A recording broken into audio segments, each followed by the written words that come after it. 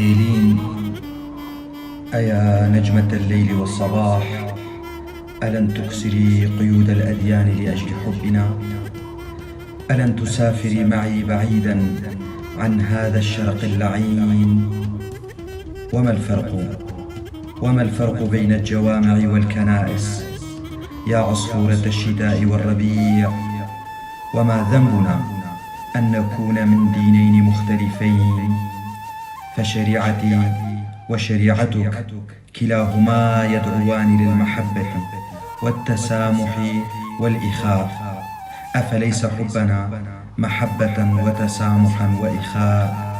هيلين، أيا عروسا أعشقها، متى تصير أيامك كلها أنا؟ ومتى ستكسرين القيود والجدران؟